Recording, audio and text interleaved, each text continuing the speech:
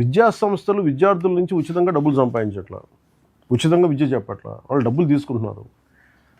దానికి వాళ్ళు ఖచ్చితంగా రైట్ ట్యాక్స్ పే చేసే విధంగా మీరు చర్యలు ఏం తీసుకుంటారు చెప్పండి నాకు. ఎందుకంటే ఇంకో ప్రాబ్లం ఏమొస్తుందంటే constantly honourable CM says income generate చేయాలి. వీఆర్ ఫ్రీబీస్ ఇస్తున్నాం, అందరికీ ఉచితంగా సిలిండర్లు ఇస్తున్నాం, ఉచితంగా బస్సులు ఇస్తున్నాం. అండ్ మన సకాలంలో సమస్య ఎక్కడ వస్తుందంటే సకాలంలో మనం ఉద్యోగస్తులకి డబ్బులు పే చేయలేకపోతున్నాం, శానిటేషన్ వర్కర్స్కి జీతాలు పే చేయలేకపోతున్నాం. దెర్ ఇస్ ఇన్కమ్ సమ్వేర్, దాన్ని మనం వచ్చిన ఇన్కమ్ని వాళ్ళు పంచుకోవట్లేదు. And they are using the services. And somewhere I think we have to make them accountable and responsible. That's all. That's the purpose of this meeting. And then ఒకటి మీరు కంప్లీట్గా reassessment చేయండి మ్యామ్. అందరికీ కూడా do a complete reassessment in panchayats about educational institutions. విద్యాలయాలు కావచ్చు sir, పరిశ్రమలు కావచ్చు. ముందస్తు చర్యలు మొదటి విడతగా అంటే ఎన్ని పరిశ్రమలు ఉన్నాయి ఒక పంచాయతీ పరిధిలో, ఒక పరిశ్రమలు పంచాయతీలు ఎన్ని పరిధిలో ఎన్ని పంచాయతీలు ఉన్నాయి, దానికి పర్ క్యాపిటా కన్సంప్షన్ మన రోడ్లు వేయటం దగ్గర నుంచి కానీ, మనం చెత్త సేకరణకు కానీ, వాళ్ళు వచ్చే వదిలే పొల్యూషన్ కానీ, మంచినీళ్ళు కానీ ఎంత ఖర్చు పెడుతున్నాం, తద్వారా మనకి ఎంత వస్తుంది. ఒక 10,000 రూపాయలు సంపాదించే ఒక ఉద్యోగి మీద కూడా భారం పెడుతున్నాం, కానీ ఒక 100 కోట్లు 10 కోట్లు 20 కోట్లు సంపాదించే వాళ్ళ మీద మనం అసలు సంబంధం లేకుండా ట్యాక్స్ వదిలేస్తున్నాం. I feel it is a gross injustice. Even if any political leaders are doing it also it's gross injustice. అది ఎన్డీఏలో ఉన్న కూటమి ఉన్న రాజకీయ నాయకులైనా కావచ్చు. అంటే ముందు మేము అకౌంటబిలిటీ ఫిక్స్ చేసుకోకుండా మేము ఎలా మాట్లాడతాం. అందుకని దానికి అంటే ఉదాహరణకి పంచాయతీలు ఈ మధ్య నేను రివ్యూ చేస్తున్నప్పుడు ఫిల్టర్ బెడ్స్ రిపేర్లకి డబ్బులు లేవని చెప్తాను. దానికి కనీసం అన్ని పంచాయతీలకి మనకున్న 13,326 పంచాయతీలకిను దానికి సంబంధిత గ్రామాలకు కావచ్చు, హ్యామ్లెట్స్కి వీ నీడ్ అరౌండ్ 88 crores, 88 కోట్ల రూపాయలు కావాలి మనకి.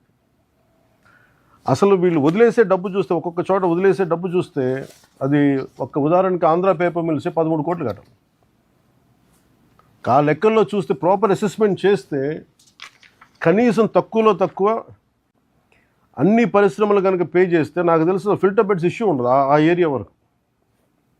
వాళ్ళేమో డబ్బులు కట్టరు, మనమేమో అధికారులేమో రాజకీయ ఒత్తిళ్ళు కావచ్చు, లేదంటే ఇబ్బందులు కావచ్చు, భయాలు కావచ్చు, కానీ మనం వదిలేయటం వల్ల జనం సఫర్ అవుతున్నారు, పంచాయతీలు సఫర్ అవుతున్నాయి, చెడ్డ పేరు ప్రభుత్వానికి వస్తుంది.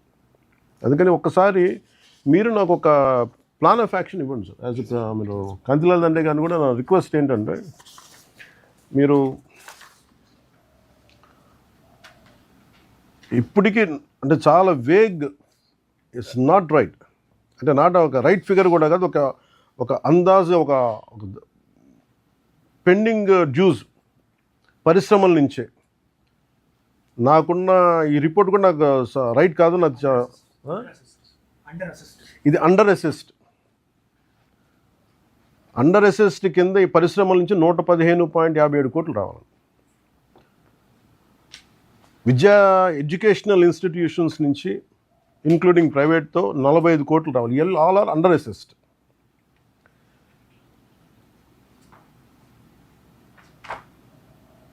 వీటి దగ్గర నుంచి కనీసం వీళ్ళిద్దరి దగ్గర నుంచే కనీసం మీకు 160-170 కోట్లు చాలా పూర్లీ అసెస్డ్ ఉంటేనే దాంట్లో సగం డబ్బు ఖర్చు పెట్టినా ప్రతి పంచాయతీలో ఫిల్టర్ బెడ్స్కి, రిపేర్స్కి, మెయింటెనెన్స్కి వచ్చేస్తాయి. లేని డబ్బుని సృష్టించలేము. ఉన్నవాళ్ళు డబ్బులు సంపాదిస్తున్నారు, ఐ థింక్ ట్యాక్సులు కట్టట్లేదు వీళ్ళు. నిజంగా కష్టపడే ప్రతి ఉద్యోగి, ప్రతి పారిశ్రామికవేత్త, నిజంగా సిన్సియర్గా ఉండే పారిశ్రామికవేత్తలు కానీ, ఎంటర్ప్రీన్యూర్స్ కానీ ట్యాక్సులు కడతా ఉన్నారు. ఈ వాటెవర్ వాళ్ళ నేపథ్యం ఏంటో తెలియదు, కానీ వాళ్ళు ట్యాక్సులు కట్టకుండా స్టేట్ తాలూకు శక్తి క్రిపుల్ అయిపోతుంది, ఆర్థిక శక్తి. అందుకని సమ్వేర్ ప్లీజ్, అది ఆర్థికంగా రాజకీయ పరంగా మీకు ఏదైనా ఒత్తిళ్ళు ఉంటే అది మేము చూసుకుంటాం. ప్రత్యేకించి మేము మీకు మాట ఇస్తున్నాను. మీరు యూ డూ రీఅసెస్మెంట్. మీరు 1 day మీరు వాటర్ ఆడిట్ ఎలా చేశారో, మీరు ఏమంటారు ఫస్ట్ డే చేసినప్పుడు ఆడిట్ పల్స్ సర్వే ఎలా చేశారో, don't do it in 1 day, do it dry for 3-4 days. ఇంకా మళ్ళీ మీరు రేపు మిస్ అవ్వద్దు అనే పదం లేకుండా చూడండి. అంటే ఎంత పొటెన్షియాలిటీ ఉంది అంటే పంచాయతీల దగ్గర నుంచి రైట్గా రికవర్ చేస్తే 5,496 కోట్ల రూపాయలు. This is a possible potential which could come in to state Exchequer. దీన్ని నిజంగా కనుక వస్తే శానిటైజేషన్ రిక్వైర్మెంట్లు కావచ్చు, ఫిల్టర్ బెడ్లు కావచ్చు, ఉద్యోగులకి జీతబత్యాల పెంపకాలు కావచ్చు, వీధి లైట్లు కావచ్చు, ఇంకెంతసేపు మనం కూర్చోబెట్టి నిజంగా 5,496 కోట్ల రూపాయలు పొటెన్షియాలిటీ ఉంది మన Andhra Pradesh పంచాయతీలకి as on now.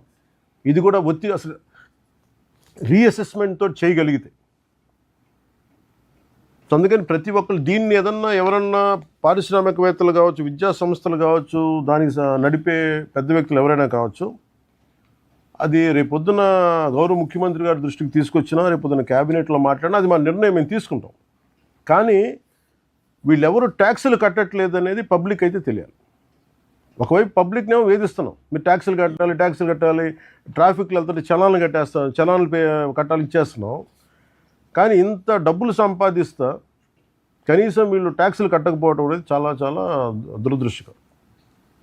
As a government, as a responsible officials, I request you all through Principal Secretary garu, through Kantilal Dandeji, please you take the needful action, sir. Make sure everyone is accountable. Whether how much they pay, they do not pay, that will what are the further consequences, we'll take it forward. That should be the objective of this Sabha. If anyone would like to add, more than that. Any other DPOs would like to add anything?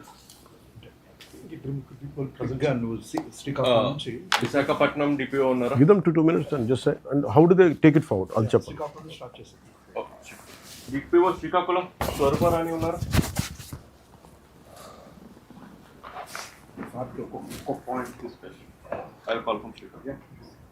Swaruparani. నమస్తే sir.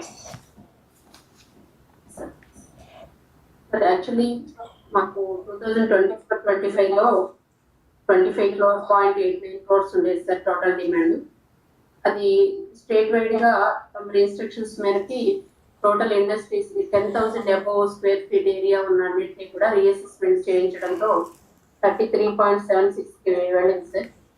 Nearly 7.87 crores enhance అయింది sir. ఇప్పుడు తమ restrictions మేరకి ఇంకా మిగిలిన total industries అన్నిటినీ, అలాగే education ఇన్స్టిట్యూషన్స్ని ఎక్కడైతే పాసిబిలిటీ ఉందో అండర్ అసెస్ అయ్యాయో అవన్నీ కూడా మేము మళ్ళీ డ్రైవ్ మోడ్లో వాళ్ళందరినీ అసెస్మెంట్ చేస్తాం సార్. ప్లస్ మ్యాక్సిమం అవకాశం ఉన్న దగ్గర అంతా కూడా మళ్ళీ ప్రాపర్గా ట్యాక్స్ ఇచ్చేయడానికి మేము ప్లాన్ చేస్తున్నాం సార్. పర్టికులర్లీ మా డిస్ట్రిక్ట్లో ఒక ఇండస్ట్రీకి మాత్రము నియర్లీ 4 lakhs ఒకేసారి, అంటే 300% ఎన్హాన్స్మెంట్. అంటే అంతకుముందు 1.25 lakhs మాత్రమే పే చేశారు సార్ పర్ ఇయర్. అది ఇప్పుడు మేము చిన్న పంచాయతీ సార్, దేరసామని రణస్థలం మండలంలో.